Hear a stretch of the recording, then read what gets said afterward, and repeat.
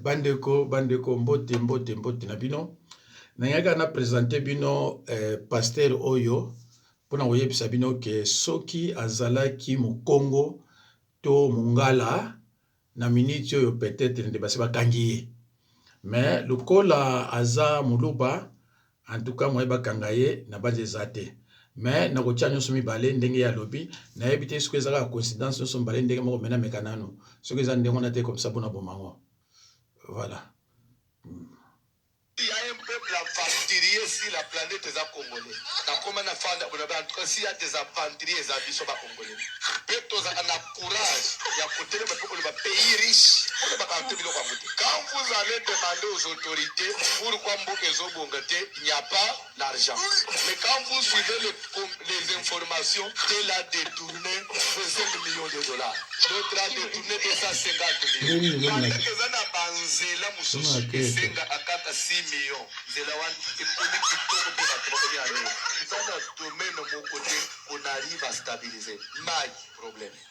Courant, problème. Balabal, problème. Nyos, après, on est un pays riche. Nanga, il fait dans les riches. C'est un pays pauvre. Là où je soutiens cet enfant-là, on met traîner à bande autant de sa richesse à Congo. Le but, tu mens, menteur. Mettre à bande, tu peux payer. Ça d'un côté. Et le baquet pas directeur, les gens nous ont mis tellement à battre pour nous mettre le but. Dans une personne pour y aller, il me traite de menteur. Dans tout le monde, pour mettre de menteur. Oui, demandez-moi pourquoi je vais m'expliquer. Autant c'est parce que beaucoup de gens ont richesse dans la ville de mais école tous autant il y a pas bambou. Bah il y a offrande tous en angoté. Tout le monde est à son service. Ce que c'est riche, pourquoi tous en a quitté à bien te. N'a préféré lobby, moi n'a raison. Bon, tolungue wan, la sozare discolobake. Na yomo omutoloba amboke kobongo comme suko découragé. Ngana se découragé te. Mais na lubeka si y a des premiers aventuriers na mukil. Les habitants ba congolais. Mais moka ekobonga nam. Sauf que nous sommes les premiers aventuriers de la planète. Mais moka ekobonga nam. Parce que si on a un peu de volonté seulement, qu'est-ce qu'on manque? Allô bandeko. Toyoki ye na ebite oyo susu batindaki ngai soki ezaka liloba moko me tokoyoka ngo nano bongo tomeka kotia commentaire. Oui, namoni eza neti kaka yango moko totala na il y a des pays où il neige. Canada aux Oyo Awan. Neige Amérique, pour ça le premier Canada. Il y a des périodes janvier, février. Tracteur, où il y a pas où il y a miné wan. Où il benda aba mabelebu. Eza na prince, ezo tindika neige. Derrière tracteur, camion ya peine. Plein na mungwa ya mbuma. Ezo sopa mungwa. Camion mususu ezo landa ya pa où ya boy. Ezo panza mungwa wan. Ne ba voiture ezo landa nasi. Bazo boaka mungwa. Da pa veni nyos kina banzela ya mike. Vous demandez ce gouvernement dépense combien pour battre marché. Parce que si on fait une heure, basali bongo te nzelezaki. Même yoko bimana repango te. Na tuna na loba ba gouvernement yango. Gouvernement battre bazana conscience. Ya biso on vient de détourner 785 millions de dollars. Voyez bisa bango ba détourner mais ba bisa biso ba montant. S'il vous plaît, qu'ils arrêtent de nous communiquer les montants. Des fois ça fait mal. Ça fait mal. Ça ne demande pas 25 millions, mais vous détournez 250 millions. Après, vous nous dites ça. Nous devons détourner.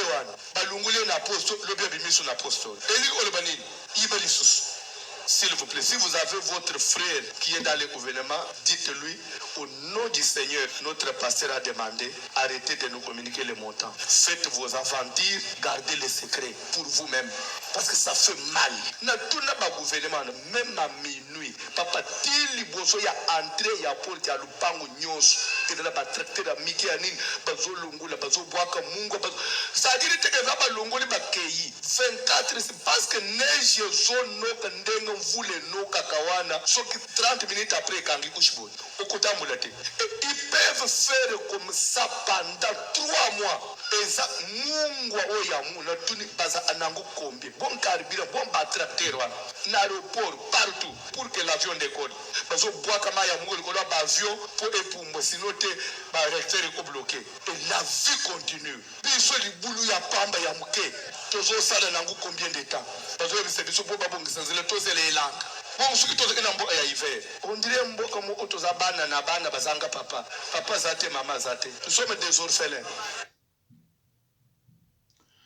Alors bandeko Mets-moi un like. soki oh là là soki ekomi na baluba bakomi koloba modèle ya boye c'est que rien ne va mon cher. Soki azalaki pasteur ya Mukongo na Kinshasa ou bien pasteur ya moko bandundu bien Mungala ndenge ya zolo babonde basi bakangi bandeko na mona ki tribalisme baluba na ki motema mabe na banzi na monde baza unique na banzi na monde bandeko baza unique komona batu balingi batu mususu te baza koyiba baza kutuna ide te ke mboka peuple azo souffrir bozata na ide bandeko na ebisaka bino soki batu baza na ide na bolingo ya kobongisa mboka na bango te pa bauti bosatendre na quelque chose te na capitale boyoki ndenge azoloba na hiver ndenge na Canada ezalaka même awa na ba France mais baza na souci ya population bandeko soko mama moko na Suisse ayebisanga abi papa bamindele bakeli felote abili felo za pona biso baminde bakeli felote komanga naza Suisse te mena ye awa bazolengela nga mama mobimba boye koko femme seule bapesi nga ndaku babandi kofuta nga mbongo babandi kotinda nga bainfirmier baotala nga na ndaku na kokende na hôpital na kofuta te bapesi nga carte natambola na babiso fele abi mais papa mais non nabi mais mama mboka nyonso bamindele c'est comme ça quelqu'un que yo sa motu mwindu mais tande baza kotraite yo mais tala moluba ndenge aza kotraite yo na mboka na yo bandeko sikoyo mondele même aza sorcier sataniste ki sataniste na yango aza kotala yango mpona mboka na ye awa na poto mutu alete batili kende pa assistance sociale bongolia kende okolia me bandeko boyoki tato ndenge alobi pasteur oyo faux pasteur oyo alobi be toyoka kaka o 700 millions ndeko nanga mutu moko kama tayibi yango mais place kamwa pomoko batia wana ezo demander nango 500 000 te ezo demander 1 million te pa ya mama musuto monaki bakwe wana ezo demander nango 500 000 te mais batiki ye lobi ba pese poste mususu boki ni lobi ya lobi ba pese poste mususu pona nini po yiba na eli susu po bakangi ete tozana ba miyibi oyo les deux Kazadi, Peter, y intérieur na finance. Ba yibi ba bongo belé ba sema ba kosakanate. Mais il semblerait que bazo faciliter bango tâche bakima bazonga pa ba utaka so na Belgique. Ole ba kanga bango, te bazo ko ba faciliter bango tâche bazonga so na Belgique. Tala bandeko. Ta et mbongo ngo combien? Ce n'est pas ba 200 000, ba 500 000. Ba millions. Tango ngana yebisaka bino ke moluba motema bolingo pe mawa azana yango te soki tato azolo babo c'est-à-dire il en a marre moluba oyo mais soki yo moluba ozolandanga yo tile lozaka fanatique pona okumisaka chilombo c'est que na comprendre que motema be osakana te ah non cela veut dire que yo oza motema be osakana te même bato baza pa na yo kuna bazo souffrir ozala bona mawate bandeko nazala ba image ba luba awa bazo souffrir na bojimai soki pomo uto kweya pana ba kuna po uto kweya mikolo na côté soki ya kabeka mo kaso kabeka mo nzambe c'est vrai pays eza en otage sous les accords mais bande ko nanga pays eza mais tant bazo yiba 700 Kagame mutalobi na bino ke bobo kisamboka te bandeko kende na Kinshasa olobi non bandoki mutu baza ko gouverner mboko quelle salité na mutu komona ndeko moko auto benga bi papa na sali une semaine na demander ticket na ba changer ngo na futa tambongo nazonga mbangu. Donc ake na mboka na yeko azo préféré azonga ne na France na mboka ya batu aya kuvanda. Mais mboka na ye akimi yango. Alors qu'il est parti pour 2 mois. Mais à une semaine. Vous vous rendez compte? Ake pour 2 mois. Mais c'est une semaine. Alors, papa, je me suis demandé, je me suis posé des questions. Est-ce que tu le motan ou le kaka? Ah ouais. Ah oui, parce que ça l'était ça partout. Tant ou le kaka. Donc, à mon akana yangote, ngaga mutrazo mon nangoto ndegini.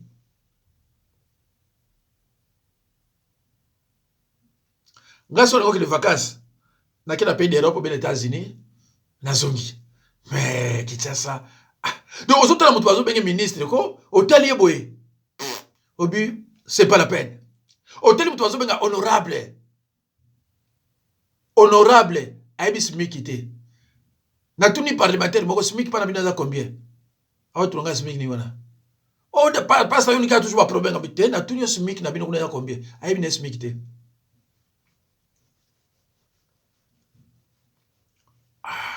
Donc, dans le monde entier, mboka oyo, pa politique basa ya bazoba, eza RDC. Bato basa mitema mabe, eza RDC. Papa, alubi normal, hein? Kamere, aouti ko yiba mbongo ebele. Le coup, les complicité. Bakosi bato kaka uti prison. À côté de la été. Tango aye, ba pese poste à mon nene. Ya le bien au clair, abi, elingi koloba, yibano lisusu. Akepe kuna tiki ndengonate. Basuki si ndengonate. Sikoyo, président de l'Assemblée nationale. Banani ba élire baluba. Vous vous rendez compte, bande konanga. Et baluba na ba éviter que le fait yako élire nani Kamere, c'est fini. À moins que vous bomaye, tu le vois ça sur 3e mandat. Ata nous qui on est dans ça la côté. Parce que Kamere a ça que nous calme. Et c'est dit. Donc baluba va s'attendre que 2028 bozo na musika, ils allont musikater. Pouvoir na bino sili. Pouvoir na binoko est aussi là. Ngala na binoko est aussi là. Ba mususu ba no kanga bango. Tant pouvoir na bino aussi là, ba no kanga bino. Ba mususu okima. Comment vraiment cause na mao moluba mawa ya batu azana balu bazana mawa ya batu te bazana mawa ya bana te. Mais c'est grave ça. Ah nzambe na ngelo ni na ko luka pona bakisana ya ne loko bandeko na tshela mnoka oyo buzoba ya ba président buzoba ya ba président africain oyo bakendeke toujours kosomba bandako na poto alors que Macron na ba américain awa na Afrique basoma na bandako te kaka biso. OK. Voici les villas luxueux des présidents africains en France, en Angleterre et aux États-Unis. L'Afrique est considérée comme le continent le plus pauvre, mais les présidents africains sont les plus riches au monde. Tous les présidents africains sont plus riches que tous les présidents occidentaux. Au moment où les jeunes Africains, fatigués de la pauvreté, sont obligés de risquer leur vie pour traverser la Méditerranée, leurs présidents dépensent des milliards pour s'acheter des villas un peu partout dans le monde. Numéro 1. Omar Bongo. L'ancien président gabonais est le président africain qui a le plus de villas en France. Selon la justice française, il aurait acheté au moins 40 villas dans les quartiers les plus riches de la France en complicité avec tous les présidents de la 5e République française, à commencer par le général de Gaulle. Numéro 2. Ali Bongo. Après la mort de son père, il a continué la même politique en s'achetant un hôtel particulier de 100 millions d'euros, soit plus de 65 milliards de francs CFA. Il a également acheté une maison de plus de 19 milliards de francs CFA en Angleterre où il fait la belle vie avec sa jolie épouse. Numéro 3. Denis Sassou Nguesso. Le président congolais a acquis une maison située au Vésinet. C'est la Villa Suzette achetée en 1993. Numéro 4.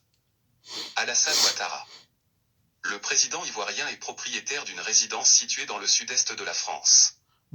C'est la résidence de Mougin achetée à plus 19 milliards de francs CFA. Numéro 5. Théodorine Obiang.